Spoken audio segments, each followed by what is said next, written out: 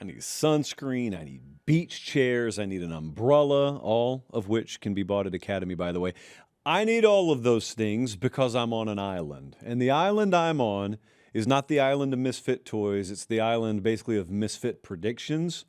All of us here on the island, we're the ones who are picking Miami to win the national championship game. We're jam-packed. We're high atop a frigid downtown Nashville, Tennessee. Cannot wait to get to Miami and get out of this ice box. Looking forward to low 70s on Sunday and Monday. But right now it's Thursday. It is January, 15th, the year of our Lord 2026. Happy to have you with us. Yes, friends, although the national championship game should have been played 2 weeks ago, we're still 4 days away. But we are looking forward to it. And yes, as I said, kind of on an island here. I'm the one still stupid enough to not doubt Kurt Cignetti. I don't want to put that out there in the ecosystem. I'm not doubting him. I'm just choosing to believe in Mario a little bit. Choosing to believe in Carson Beck. Who's ever gone wrong doing such things? So we're going to talk about that. Cubelic's going to be on the show later. He's reached his breaking point. He's just yelling out into the clouds, and we're going to let you hear him later.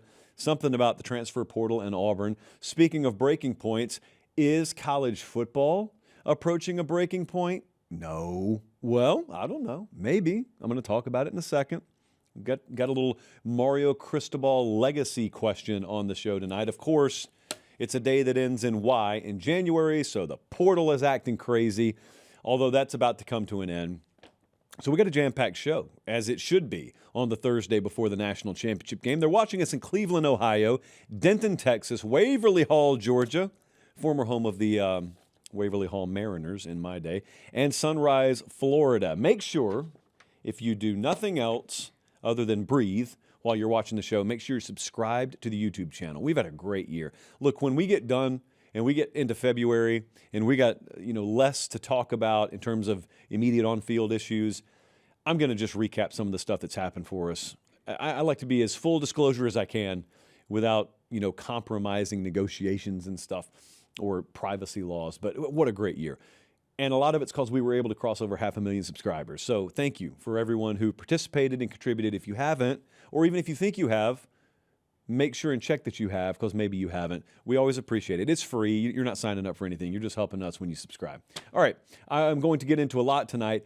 The first thing that I wanted to do, before we talk about Miami, Indiana anymore, or we even talk about the portal, I have an article in my hand from Ross Dellinger at Yahoo, and if you did not know, and judging by the fact that most of you have lives to live, you don't, the NCAA convention has been happening this week. Ross is up there because, it's his job to cover such things, and he has been writing some very, very important literature, very, very important work coming out of the old NCAA convention.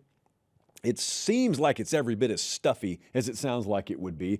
Ross Dellinger, though, I very, very strongly encourage you guys to read over at yahoosports.com what he's written about this thing so far this week. So I got 2 tweets that are up on the screen right now if you're listening on podcast. He's got, first off, on the bottom here, just kind of a capsule of what he's been writing about. And it's about, with little national enforcement, there's no federal bill, some college leaders are calling for change. Gasp. My word, not his. He continues, can each conference govern itself, enforce rules, and compete only with its members? An exasperated industry searches for answers. And then, up top here, is a quote Ross got from Trev Alberts at Texas A&M. He's the AD there. Quote, lots of people in this league are saying, what's plan B? I'd put a really small group together, put everything on the table. You're saying if we were to go start over, what would it look like? The longer we wait, the deeper the hole gets. Okay, what is all this about? What is all this about? Well, most of you know. Now, most of you, again, have lives to live. You got a normal job. You got mouths to feed running around your own house, including your own. You got all kinds of different things going on in your life. You love college football or you wouldn't be watching the show right now. I get that. But let's be real. Most of us aren't tangling ourselves up in all the legalese and the daily goings-on in the weeds of federal legislation and what conferences are doing here and what a lawyer's doing over there. You just know what I know. It's a mess. You don't really love the way it feels. You sort of miss the structure, relatively speaking, that we used to have. And in an ideal world, you'd love to have it back. You haven't stopped watching the games. You haven't stopped loving college football. You just detest some of the things orbiting around college football. I've just described 95% of our audience.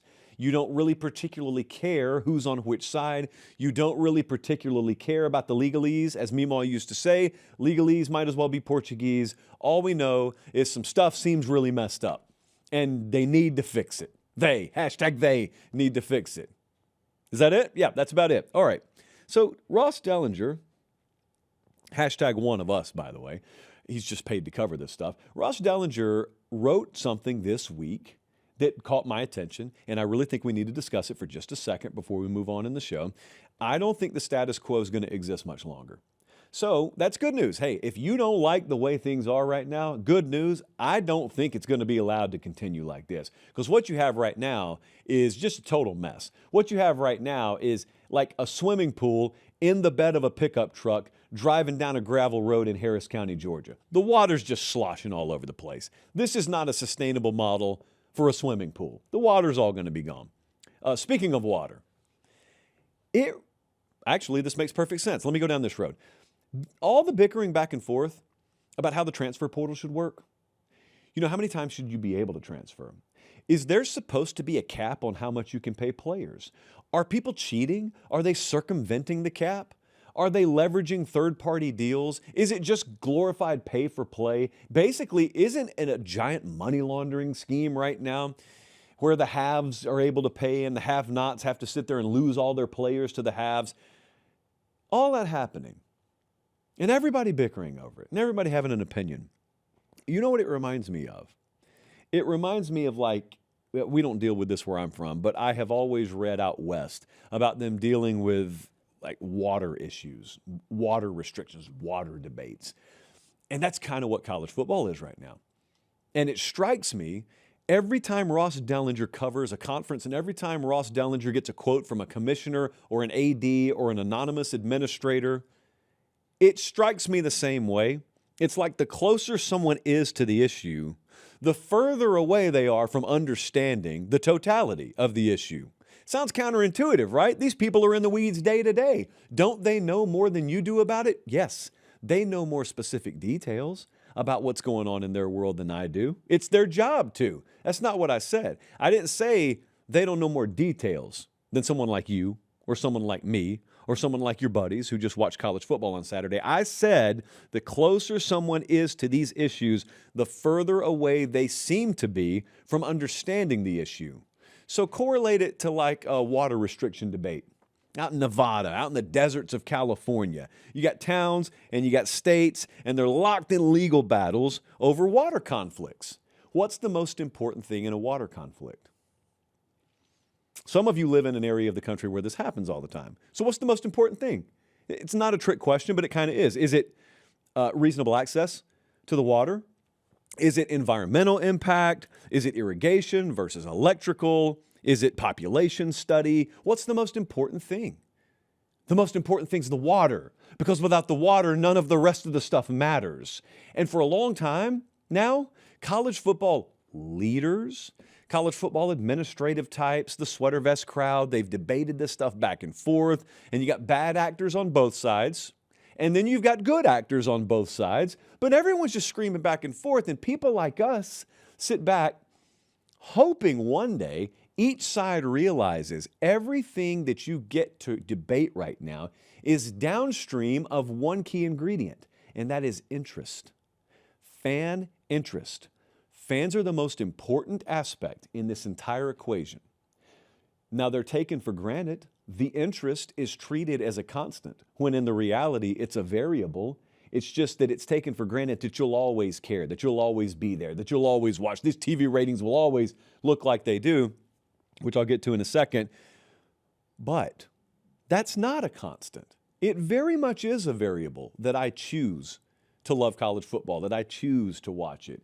And I choose to watch it along with others in the numbers that it takes to make it as profitable a venture as it is. Because truthfully, most of these people are only involved because it's so profitable.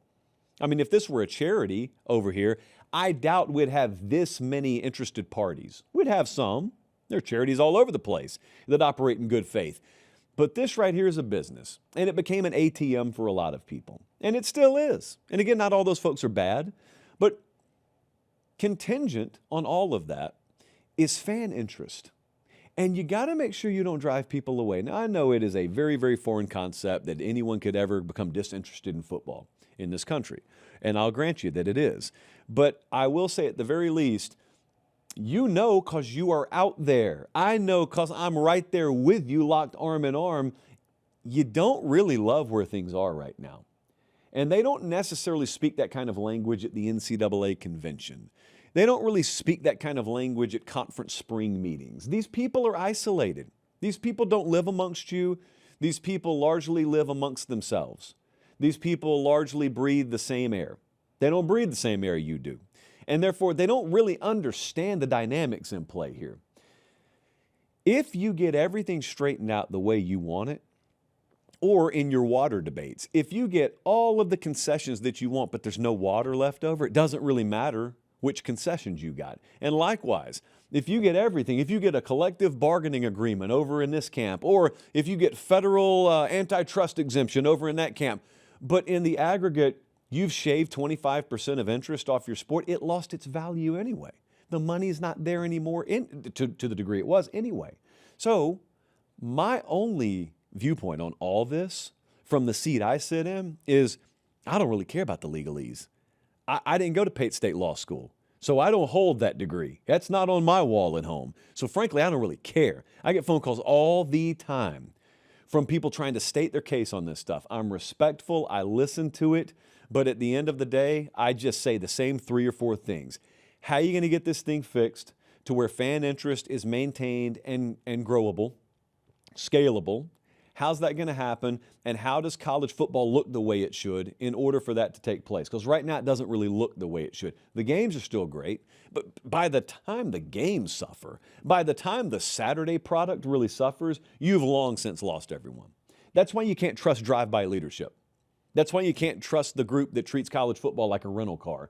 You can't trust them because they use things like TV ratings as an argument to bolster their stance. I mean, there are people who will look you dead in the eye right now when I talk the way I do, and their only response will be, well, if college football is so broken, why are the TV ratings so high?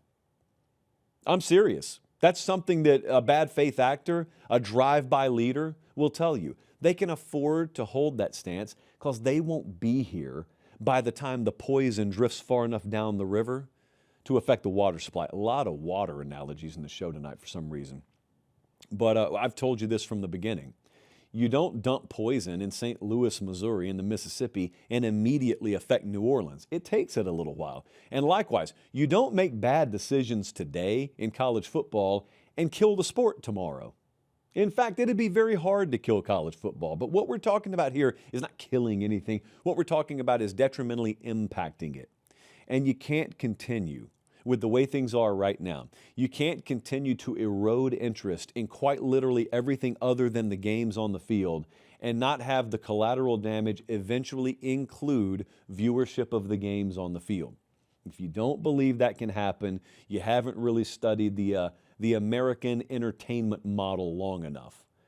There's a limit to what people will tolerate by you taking advantage of their viewership. There's a limit to it. So I just hope, and I think, this is not just hope, I think we are very, very close to pretty radical action taken. That could mean a breakaway from the NCAA and a new subdivision created. I'm not necessarily telling you I'm in favor or against any of this.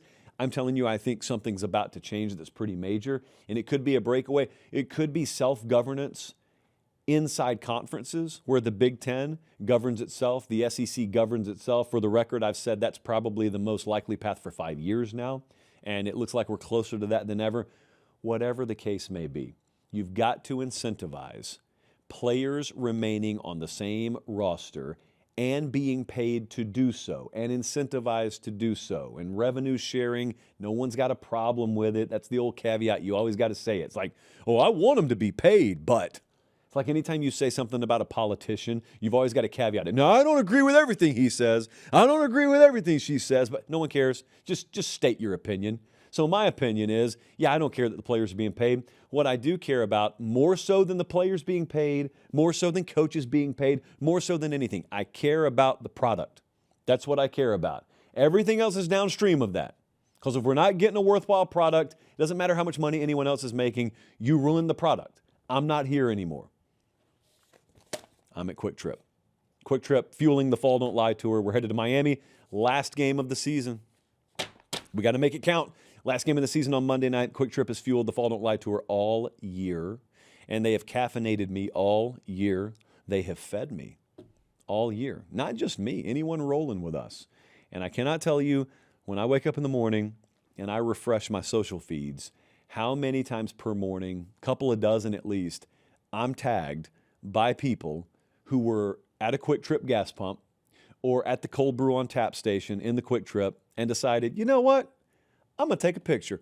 I'm going to tag him. I'm going to tag them. I just want them to know I was at Quick Trip this morning. Hey, I love it. They love it. Obviously, you guys love it. Quick Trip is the presenting partner of this show. I mean, they are maximally invested, maximum investment. The highest possible level one could be invested in this show, Quick Trip is.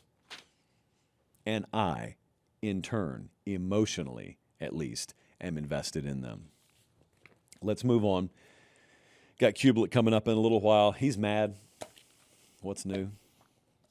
But in the meantime, transfer portal update Thursday. Damon Wilson scheduling some visits. So that's the number 5 overall player in the portal, the number 2 edge, courtesy of the On3 rankings right now. He was at Georgia. He went to Missouri, had a really good year at Missouri last year. This can be a premier pass rusher for you. And looking at Nakos, updated some stuff today. Texas Tech, I think he's out there right now. I think he's visiting out there right now. It looks like Miami's going to get a visit soon. Rumor on the street is Miami's a little preoccupied at the moment with some kind of game they got Monday. But nevertheless, those are 2 big spenders. It's no mystery. It's no mystery what the priority is in Damon Wilson's portal recruitment. Both of those teams are losing premier pass rushers too. So those are puzzle piece fits. Like, it makes perfect sense. That is a big-time player. That is a difference-making player. Keep an eye on him. LSU's making moves. Not that we are shocked, but LSU, Husan Longstreet, has also headed to LSU. Now, you remember the last time we talked, it wasn't about Longstreet signing there. It was about LSU signing Sam Leavitt. And this is another example now of a program that's signing multiple quarterbacks, and it's great for them because it fills their quarterback room. It like rounds out their quarterback room. I think Longstreet has some kind of family tie in Louisiana as well, so this kind of made sense. But he's got multiple years left to play. So he's not a guy who needed to leave USC and just exclusively go somewhere where he can start. Just like Dylan Raiola didn't need to leave Nebraska and immediately start. Like, Raiola's going to sit behind Dante Moore for a year. Well, maybe Longstreet's about to sit behind Sam Leavitt, and you're sitting behind Sam Leavitt in a really good system to be marinating in as a player. So that fills out their quarterback room. Also, I saw Shea Dixon over on the LSU On3 board earlier today talking about a pair of twins, redundant, but Zach Grace is an Oregon tight end and Theo Grace is a North Dakota linebacker. They're both visiting. I don't know if that's a package deal. It makes sense that it would be a package deal. So Lane's not done. Nor is Brent Key. Justice Haynes to Georgia Tech. This made perfect sense. As soon as I saw the headline, I was like, yeah, that makes sense. Was at Alabama, went and had a good year before he got hurt from Michigan. And I think he can do the same thing at Georgia Tech, and he better be able to do the same thing. He's the number 22 overall player in the On3 portal rankings. He fits the style they're going to have to lean on there. Just remember what's happened with Georgia Tech. So Georgia Tech was in the thick of the playoff race, the ACC championship race, had a good year, ultimately fell a little short there at the end. But then Haynes King leaves because he's got to leave. He's done.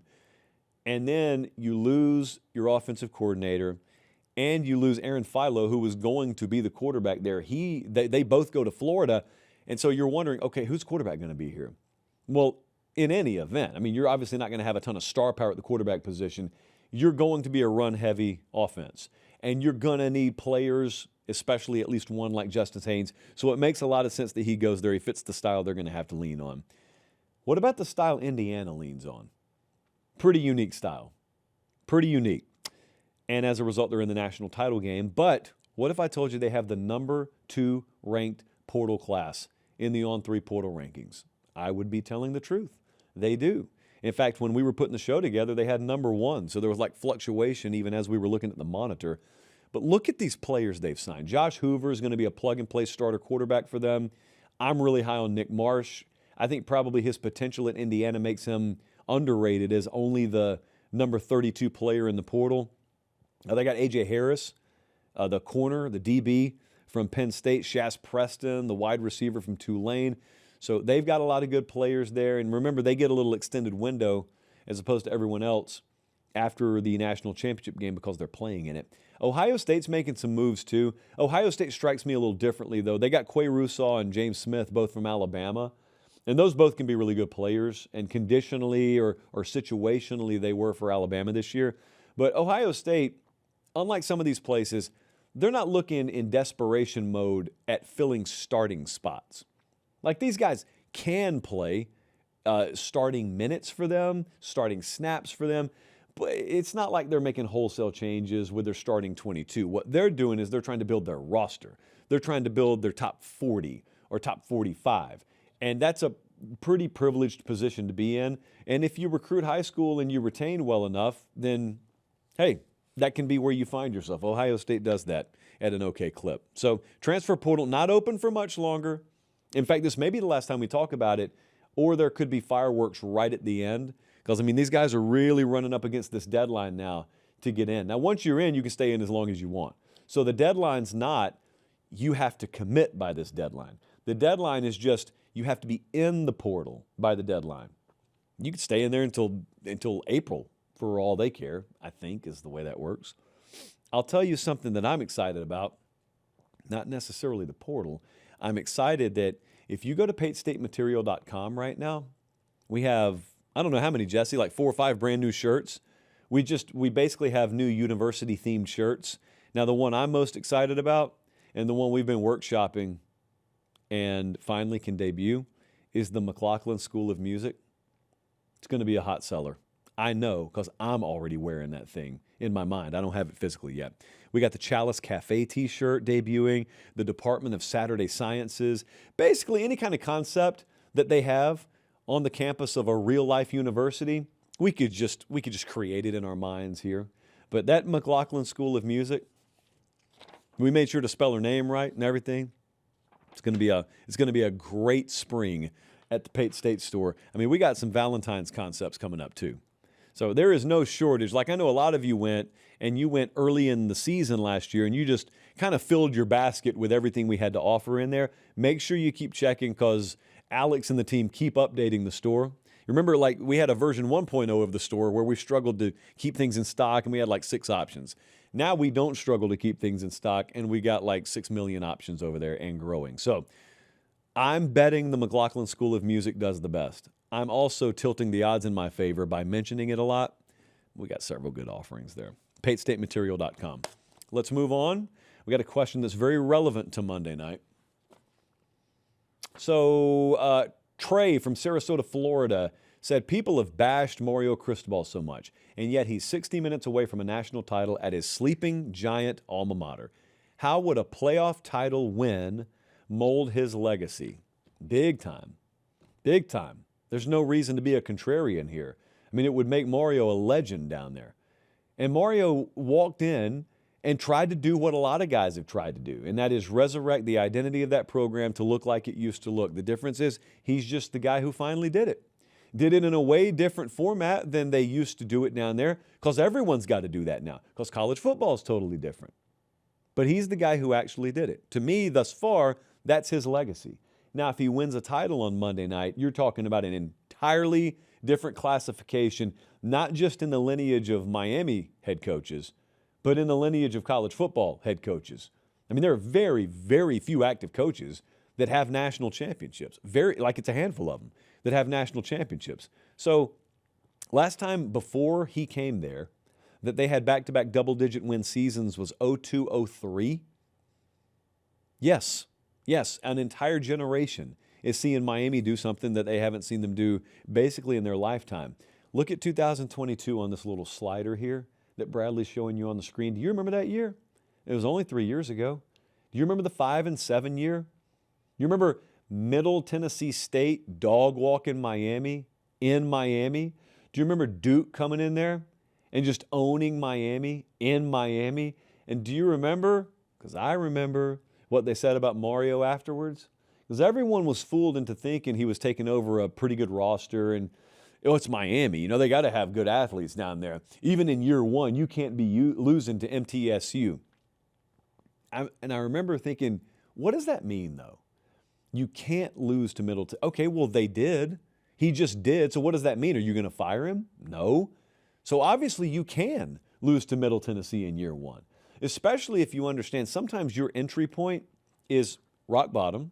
Sometimes your entry point is when things are still going downhill. And sometimes your entry point is such that you need to, a phrase we use around here sometimes, is torch the barn and kill the rats, which just means a full start over. That's about as close to what they did down there as you get in major college football. He knew it. We were down there his first year there. He laid it all out. I mean, in graphic, competitive detail. He laid out what it was going to take. He laid out the corners that they were not going to cut because he understood to ultimately get where we go, we're going to have to bite the bullet in 2022, 2023. Like, obviously, you want to win every game, but not at the expense of the overall direction of the program. And to his credit, they didn't. They did not, and to his credit, they've continued to grow. I think Mario's continued to grow. A lot of the criticisms of him have been, you know, there's some people who thought he was just a recruiter, he's not a coach, and his in-game decision-making is questionable, his end-of-game decision-making. There have been times where it's bitten him. No one said that as of late, though. They haven't said that as of late because it really hasn't happened as much. It hasn't happened as much because out of the public spotlight, he really took it personal and made it his mission down there to rectify that. I mean, if your quarterback's got accuracy problems, what does he work on in the spring and summer? Accuracy. So if you've got critical moments in games where situationally and operationally you're not giving your team the best chance to win, that's a reflection on you. So what do you do in the spring and summer? Either you work on that stuff or you delegate that stuff and you hire people who are going to make you better in those moments. They've done that. It doesn't get any attention because it's not a coordinator hire or it's not a quarterback addition out of the portal, but they've done that. So that's growth. And that leads to a potential legacy-defining moment Monday night. But I also, look, here's what I appreciate more so than anything. You could never really see this unless you just get to be around it. The intensity in that building is off the charts. And I'm not talking about leading up to a national championship game. I'm talking about a random Tuesday in the middle of March when you're in the middle of spring practice. You could go down there, because we often do, go down there in April after spring ball's over.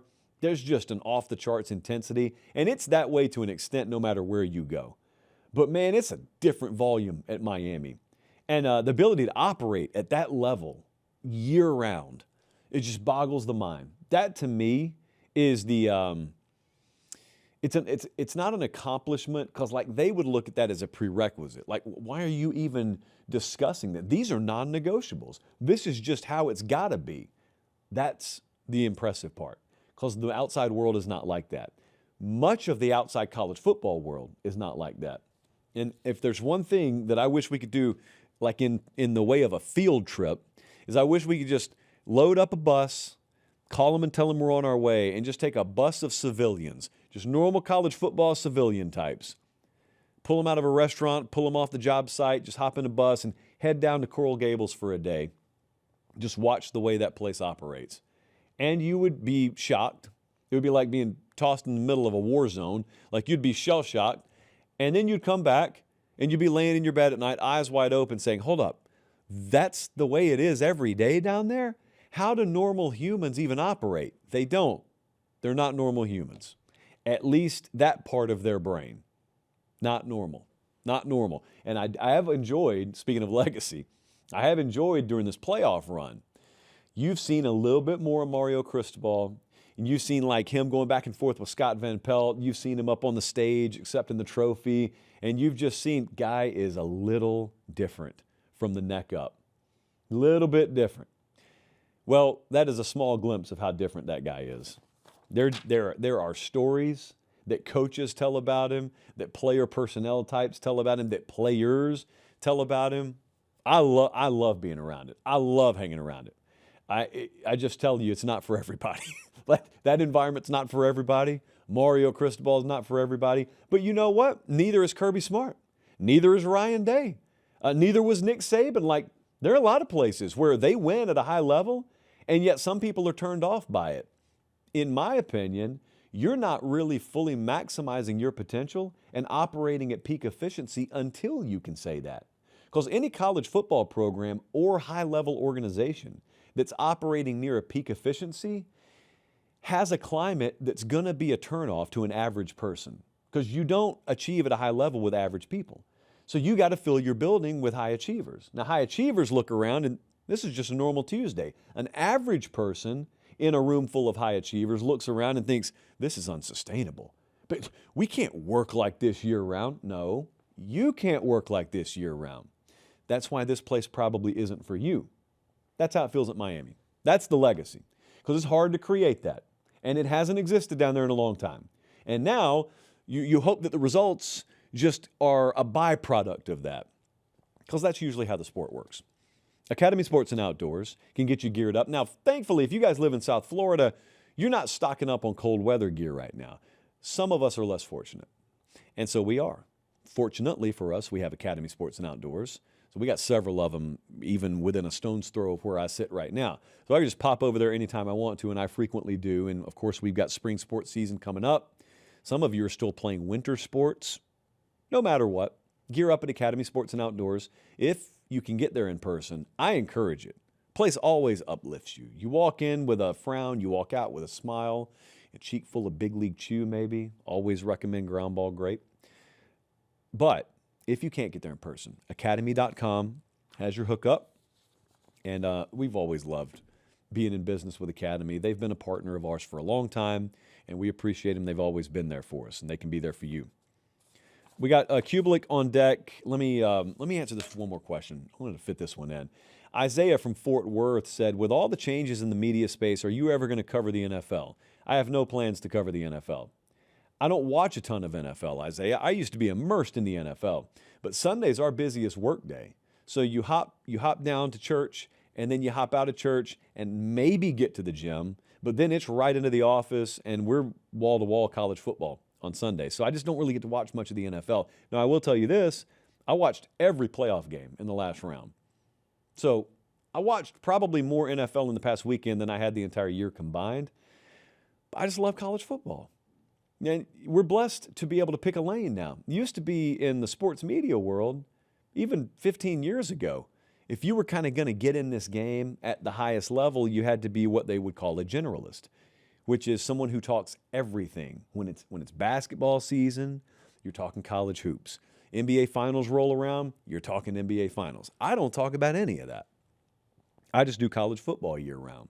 That's why I'm so blessed to exist in an era where podcasting and YouTube has come of age, because that's just on demand all the time, and you get to dictate what you listen to and what you watch all year. And that means if there's something that really has a year-round interest factor, like college football, you really can talk about it year-round exclusively, and people will listen and people will watch. That's our show. We just talk about college football all year. I mean, certainly when you get to February and March, we have a little more time to mix in different themes and elements, but no NFL for me. I leave that to someone else. I love college football. Like, truthfully, if we were to get into different verticals, which is like a fancy industry term for new shows or new themes, it would probably be outside of sports. Like, I could easily see, if you fast forward 2 years, we have an entire storm chasing channel or something like that, because I do that in the spring. The only thing that preempts our shows in the spring is if we're out storm chasing. I could see getting into that, but covering another sport aside from college football, I don't really see that for myself. I would challenge FanDuel to put odds on it. Why not? I mean, I'm not against it. Probably would be restricted from betting on it. But what you're not restricted from, depending on what state you live in at least, is betting on the national championship game Monday night. Indiana, I believe, at this hour, minus 8.5. I saw those over-under total rushing statistics, Jesse. They fluctuated wildly from the other day. So here's what you do know. You do know that I took Miami plus 8.5 the other day. What you didn't know is I also took them over 96.5 rushing yards. It was at 104 this morning. I can't take credit for it because it worked the opposite way when I bet the Oregon rushing totals last week. So I'm like a sparrow in a hurricane right now betting these over-under rushing numbers. But you get a profit boost. If you're betting on this game, go to FanDuel right now, profit boost on the national championship game. Going to be a fun one. But if you don't really care, like if you're a Minnesota fan and you're just totally checked out on this, you're going to watch the game, but you're not interested in betting on it. You know they've got the Heisman odds for next year already posted. So there are a number of things that are already available, not to mention there are 50 different ways, probably more than 50 actually, that you could bet just on this game and get a profit boost while you're at it. FanDuel.com/Josh Pate. I know him. Some of you love him. Cole Cubelic here. Cube Show, SEC Network, Mac and Cube, etc. What did I leave off? Anything? Tuesday date night podcast. It's okay. I'll tell the wife again. You don't listen. Yeah. It's I had just a Costco run this week for Tuesday date night. It's intriguing. You're going to want to hear that. Well, she made one. Someone else just stood in the parking lot and filmed like a full-on creep.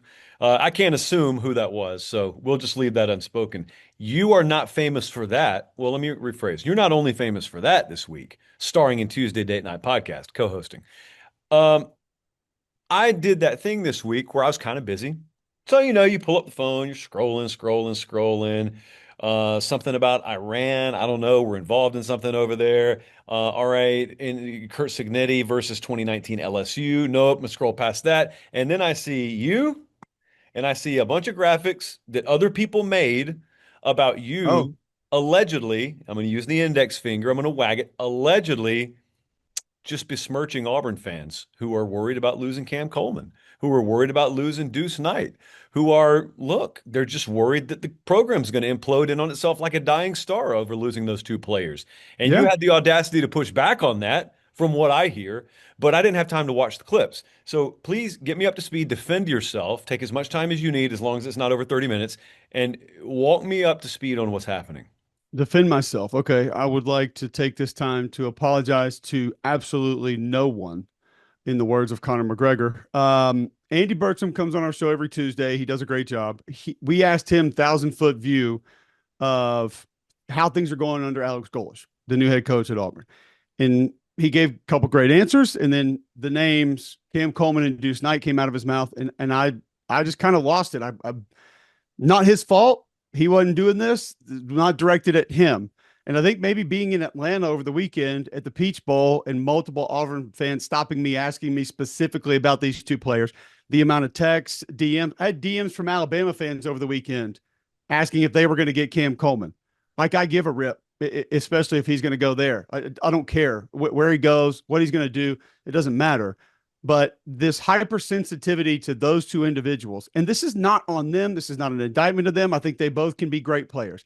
They've both shown flashes of brilliance. I do think it's a fair question to ask how many games Auburn won of them because of last year. As Greg McElroy said on our show, Mercer, that would be the one that he would provide for you. So if you want to pump your chest out for that one, good, go for it.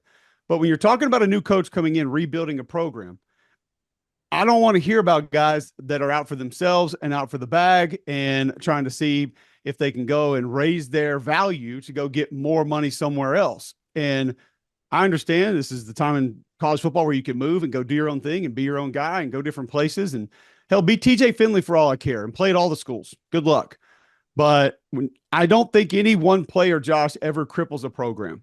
No program has crumbled when individual player, or even let's just say group of players, have left. And Cam Newton was the popular response, which, hey, and when I say leave, I'm graduation, NFL draft, portal, kicked off team, whatever.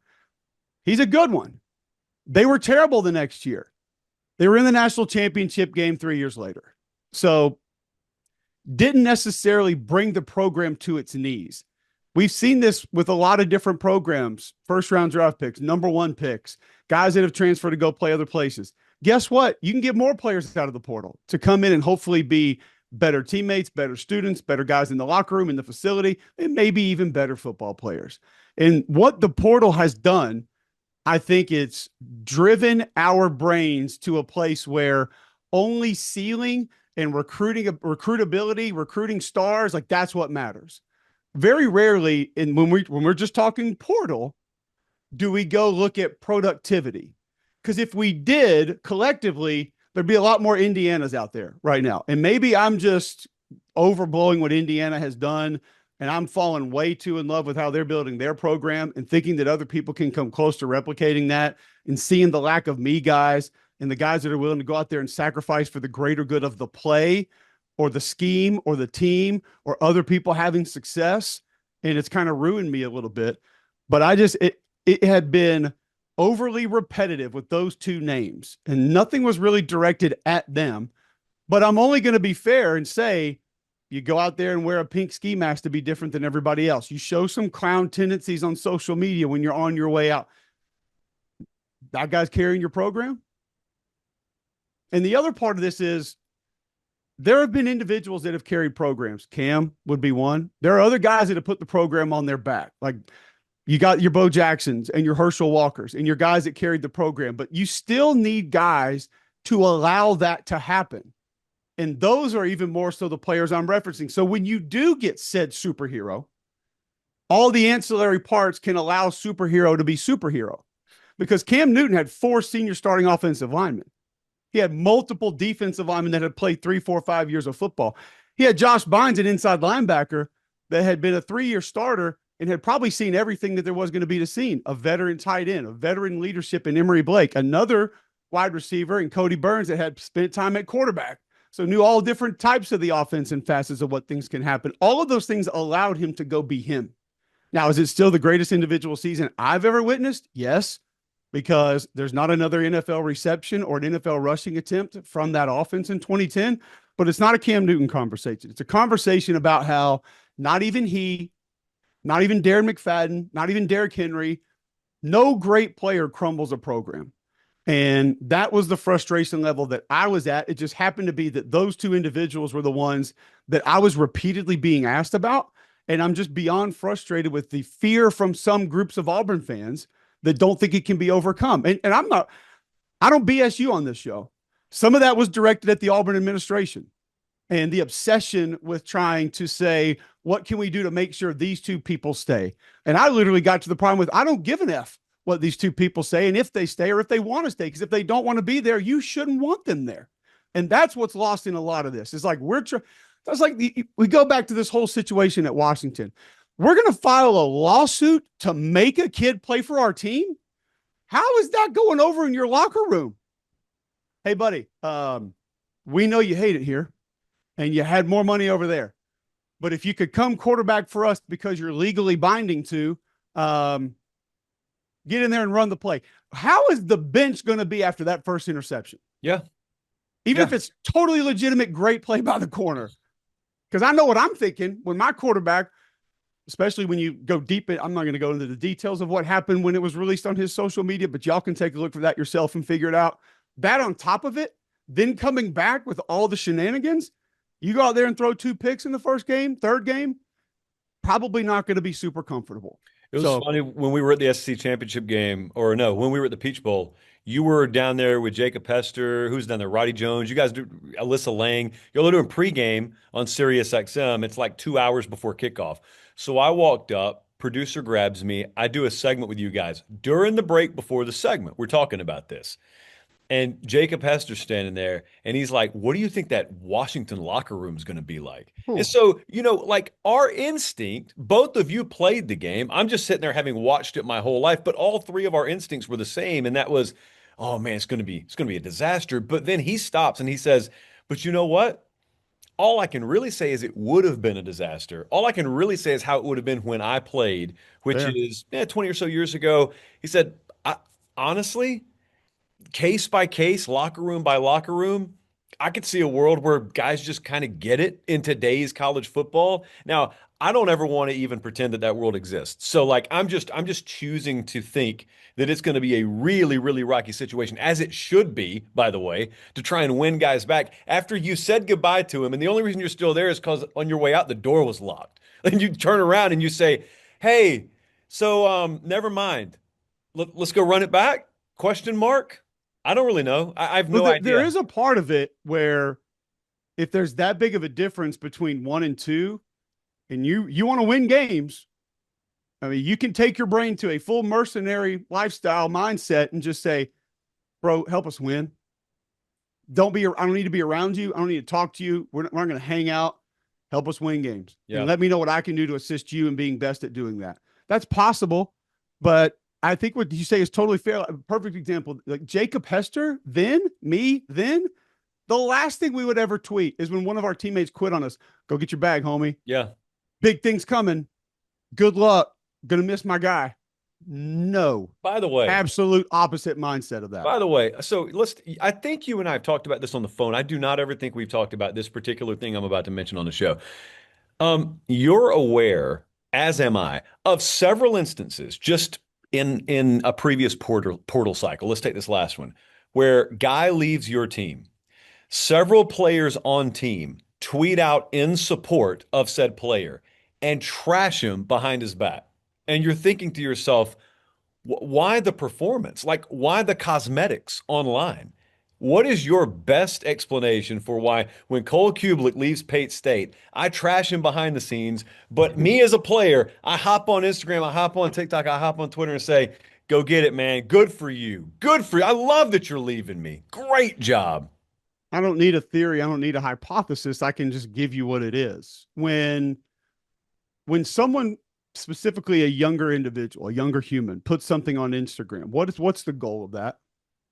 To get what?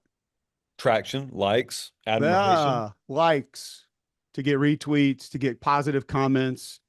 It's plain and simple, Josh. It's the fear of not being liked and the desire to be liked and positive reinforcement. And I hate being old man yelling at the clouds here. I'm not, but I hear this mainly from coaches. I see some of it with my children. We try to battle it on a daily basis. It's just wanting to be liked and wanting people to say nice things about you. That's it. I've given you the example before of last year. Player rolls up on his red shirt and has played in a certain said number of games, tells coach he's not going out there anymore. Coach says, well, you've got your NIL money, and that was to play, not necessarily to practice. And that was the disagreement. Player walks. Multiple players, same thing as you stated. I asked coach about why are these guys coming out this next? We had them on TV that week. And the coach said, the funny part about that is 4 of those 5 were on our leadership council and were in my office the next morning, furious about said player not wanting to help in games anymore and going to go on about his day and not just come practice, collect his NIL check and not be a part of the team anymore. So it's a difficult battle that these coaches deal with because it's a struggle. And you have certain coaches, like when Pittman was at Arkansas, he told us straight up, somebody comes asking me for that. No, thank you. Yeah. Shane Beamer has told us, not only are you not coming to practice with us, there will be a 2-hour window in the evenings when you're allowed to use the facilities. You will not be here when my team is here. I don't need you recruiting other guys to leave and tell them where you're going and how cool it is and what your agent's saying. So you're not allowed at this facility from this time to this time. I am going to help you and give you study hall and give you the weight room and give you the indoor, but it's going to be in the evening when we're all gone. And then you have Lincoln Riley was very public about it. Lane was public early on about it. And I think his changed just a little bit over time. No, we need those bodies in practice. And he's a very good player and he can help our ones be better. So it's a juggling act that's very difficult that is just part of the day-to-day management of this age of being a college football coach. Look at the calendar. National championship game is, well, depending on when you're watching, a day away, 2 days away. It's coming up. I know a lot of you still need tickets. And look, I've seen the screenshots. I've seen how pricey this thing's going to be. There's no way around it, all right? Unless you've got a very, very connected uncle down in South Florida, you're probably not getting in this game for free, and I'm not here to try and get you in for free. What I can do is I can get you a discount on ticket prices, but only if you go to SeatGeek and then fill up your little basket. Could be 1 ticket, could be 10 for all I know. And if you're the kind of guy that's buying 10 tickets to this game, I want to know you. But nevertheless, once you get to checkout, enter promo code PATE100. That is PATE 100. And if you couldn't already tell, that's going to get you $100 off your order. Guys, this is a big-time memory. I don't care if you're a Canes fan, Hoosiers fan, big-time memory. Enjoy it. Of course, we'll see you down there. All right, so when I was watching the Peach Bowl, I thought to myself, I think I may be watching the national championship game. Now, I was telling myself that pregame. I think the team that wins here is going to win it all. Indiana emphatically wins. And then I left Mercedes-Benz Stadium and I was asking myself, are you going to be able to talk yourself into Miami? Are you going to be able to make enough of a case for him by the time you pick the game? Fast forward a week, I made enough of a case for Miami in my head that I ended up picking them to win the game. Part of it's because I was really vocal about what Miami looked like early in the year. People challenged me on it. I was right. They were wrong. I'm happy about it. I want to plant the flag at the very end. So part of it's just emotion talking. The other part is I think Indiana's been lethally efficient all year. I view them as having cruised at 39,000 feet most of the back half of their schedule. I think Mendoza rightfully won the Heisman and now is playing higher caliber ball than he was en route to winning the Heisman. And if you let him get in any kind of rhythm like Oregon did, you're cooked no matter if you turn the ball over or not.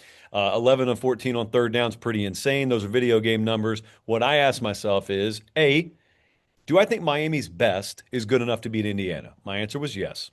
B, I don't need them to do it for an entire season. Can I get them to fly at 40,000 feet minimum over a 4-quarter span? And I convince myself with what they can do at the line of scrimmage, how different they can make third down offensively look for Indiana, how much pressure they can get potentially and just make life a little more difficult on Mendoza. And also how good I saw Carson Beck execute against Ohio State.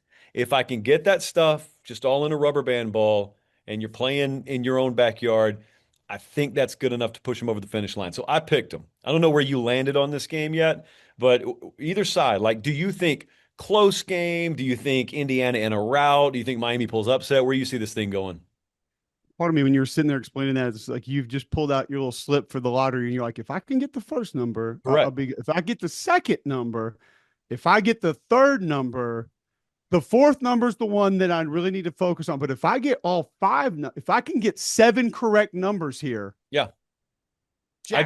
I just need third. Once That's the all you third need. ping pong ball, see, it's That's downhill it. momentum. After the third ball, it's downhill momentum, and we're good. Just boom, boom, boom. Now, I will say Miami winning this game is not them winning the lottery. There is absolutely a path. There are some concerns that I have with even their path. Let's go back to Miami Ole Miss. You probably sat there at halftime like I did. And if you didn't have a score bug or had not paid attention to the scoreboard or were not watching what the score was, you'd gone and said, I don't know, what is this thing, 31-10, 34-5? Trapdoor theory, my friend. Trapdoor Blowout. theory. It was a blowout. And what it did to me, it took my brain to a place that I never thought it would go in a game like that. Because you watch it and you have a full appreciation for what Miami is doing, essentially dominating the line of scrimmage. Now, Pete had to be really active up front. He had to move. It worked against Georgia. Now, what happened with Georgia is they had a couple runs that went, they never stuck with it. All of a sudden, go back to being a drop back team. Same thing with Ohio State. They had a couple runs that went back to being a drop back team. Yep. This has happened 4 or 5 times just in this playoff where certain offensive coordinators had found some. Shannon Dawson against A&M. I don't think there was a trick play left in the book in that game and weren't necessarily needed at the time. But I think I know what he was thinking was that anything generic is not going to go. We have to pull something out of our rear ends here if we're going to make this happen. And then finally late in the game, didn't have to because they shoved it down their throat. But I sat back thinking, is this style of ball going to be enough? Because you absolutely dominated Ole Miss for a half and they're down 4. Indiana more efficient than Ole Miss, maybe not as high powered, high potent, maybe doesn't create as many explosives, but they are more efficient. And the problem that I would have with this is, what if you're Miami and you play 3.5 quarters of perfect that style football, at least on offense and mostly on defense? What's the best case scenario your lead is at that point? Close. Without any massive mistakes from Indiana, because they don't make a lot of them. We're talking about like 17-10, 21-14, and you're going to give the ball to Fernando Mendoza in that spot again? So that's the part that I'm very curious of, because these other coordinators, it feels like in these moments have said, not good enough, have to create, have to go get. I don't think Shannon will necessarily do that, but I just wonder what the score is going to be if you play a perfect game under that guideline. Now, if you can get Indiana some mistakes, I don't think you have to worry about it. You can play that game all night long and you'll be fine. You'll probably win by 2 touchdowns. The problem is they don't make mistakes. They're efficient on both sides of the ball. I can't go against this team. We were sitting on the field and I'm telling Roddy and those guys, I said, I'm thinking like 31-10, and I might be underselling it. I said that to McElroy Friday morning. He's like, whoa, no, not like that. Not like that. I picked him to beat Ohio State in the Big Ten championship game. I picked him to win this tournament when it all started. So I'm not going to fade confidence on him now, just because another team that they're going to see is going to have a little bit of something that they may not have seen this year. And I will say this about Miami. This will be a different style punch that they're going to have to take. And they've taken a lot of them and they've delivered them back. Miami's bringing like a Deontay Wilder right hand. It will be different than what they have felt from other teams, because Iowa's run game, it can be north and south. It's a little more east and west with how they stretch things out. It's not as have to be right here. I'll say this. I think they're facing the best running back they've seen all year. Yeah. When you're talking about a hammer that can find little bitty creases and make you pay for that and then get extra yards after contact. And actually Charmar played great last week too. Like, he was a hammer. He came in, they had double hammers. So this is going to come down to mistakes, man. Like, that's it. The quarterback that makes the most mistakes, the defense that busts the most coverage, the team that puts the ball on the ground the most. Think about how dangerously Miami lived those first few games of this playoff. Multiple fumbles that they did not lose. One against A&M, when you're essentially going down to try and take the lead, and then you end up getting the ball back again and then get another stop on defense. Like, they have, I trust Miami in crunch time. I just trust Indiana more. They are the most efficient team that I have watched in a long time. They are the most technically sound team that I've watched in a long time. They have the best understanding of what conceptually the play is asking for each and every time out, maybe of any team that I've ever seen. The execution, Josh, is off the charts. Like, I told you about one specific play that showed everything I needed to see about Indiana on defense. And it's early in the game. It's a run to the left. They have numbers to the left. There was a tight end to the left. They motioned another tight end over. 18's kind of like your little H back. And it's literally 5-on-3. Should be 100 yards. So they run the inside zone to the left. The thing starts to collapse down inside. You're like, whoa, this is going to be big. You get a little bit of a good push on the tight end over there trying to set the edge. The play kind of cuts back. You get a twist inside, which if you were to ask for one thing right there as an offensive coordinator, you would say, man, if that front side defensive end would just slant inside, we would be off to the races. Well, he does. And then your nose guard, who is reached, keeps fighting through. Oh, no, the guard's climbing up. I'll fight through him too. And then he kind of just barely on the backside of the running back pulls him down for a 2-yard gain. Like, that strain and awareness and understanding, I know it's one play, but those are the kind of things you see on almost every play, that they just give you a little extra and have a little extra understanding of what's being asked. And I think they have just enough physicality to kind of match Miami. I don't think they're going to knock Miami out, but let's go back to our superhero theory that we just talked about a minute ago. Who's the superhero on this team for Indiana? Like, who is their Superman, their Batman? Mendoza? How many 300-yard games did he have this year? Did he have any? One. And he just blew out Oregon and he threw the ball 17 times. They don't make him be a superhero. He can be. He shows up at times, but they don't take the field and say, tighten up that cape, buddy, because if you ain't ready, we ain't winning. That's not how they operate. And so therefore, I think they are the better team. Don't have better players top to bottom by any stretch of the imagination. And I love Miami's team. I love how they operate. I love Malanoga. I love Mario. I love watching Ruben Bain play football. But I think Indiana's a better football team.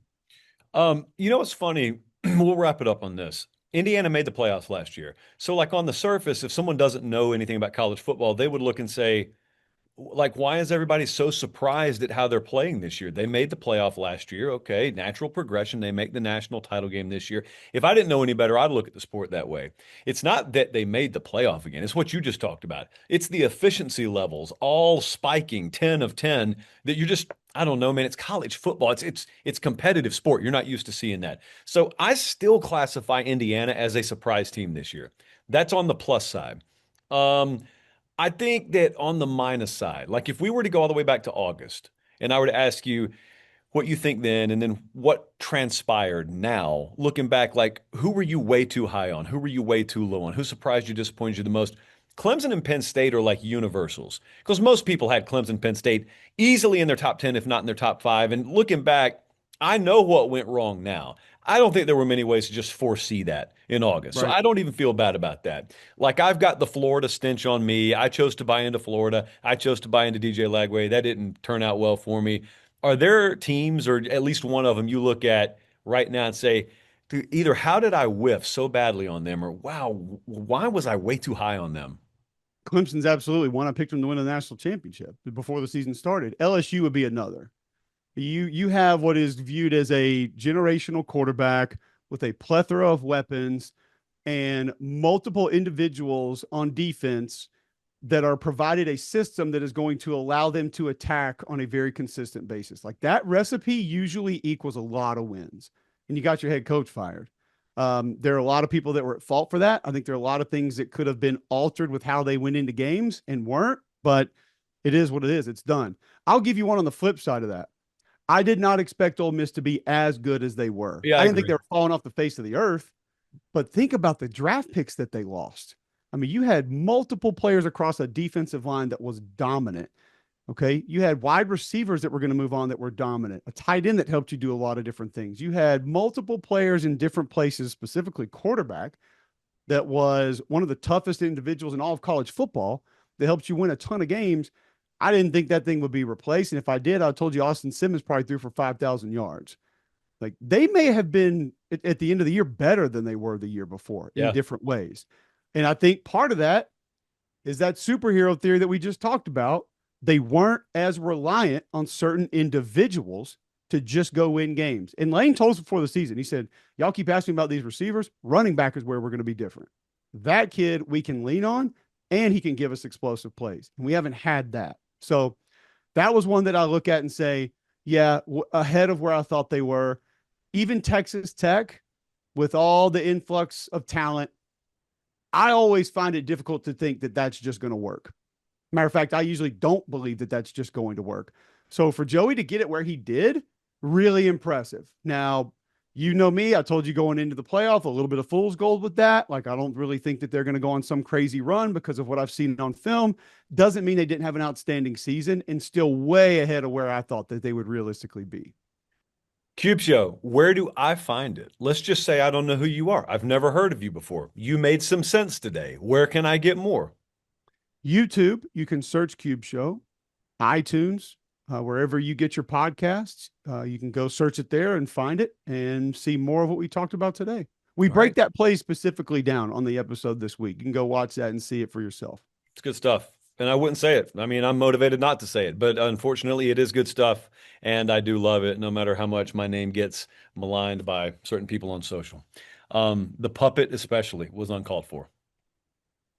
I'm just waiting for you to put it by your pig back there in the studio. My pig. That's Floyd. That's not a pig. That's Floyd of Rosedale. All right. Well, the puppet of Nashville needs to make an appearance. Yeah, it's not the Foy Sportsmanship Trophy. That is Floyd of Rosedale back there. All right. Let's finish this thing strong Monday night. Appreciate you as always, sir. Yeah, man. Thanks for having me. What a guy. What a guy. Always graced when we have his presence on this show. But hey, seriously, really good channel. I watch it. I listen to them every morning in Birmingham too. So Cube Show, go subscribe if you haven't already. Make sure you subscribe to our channel if you haven't already. Here's the deal. We're going to be down in Miami Sunday night on the eve of the national championship game. So no show on Sunday night. We will react to the national championship game on Tuesday. We'll be right back up here to Nashville after the game Monday night. We'll have a ton to talk about. It'll be the end of the season. We don't end the show. We do college football year round. So just make sure you're aware of that. If you thought that the curtain was about to drop around here, it's not. But we're looking forward to it. We'll see you guys down in South Florida over the weekend. National championship game Monday night. Until then, let's enjoy our last weekend with college football for a while. Take care. Thank you so much for watching. Director Bradley, producer Jesse, I'm Josh Pate. God bless.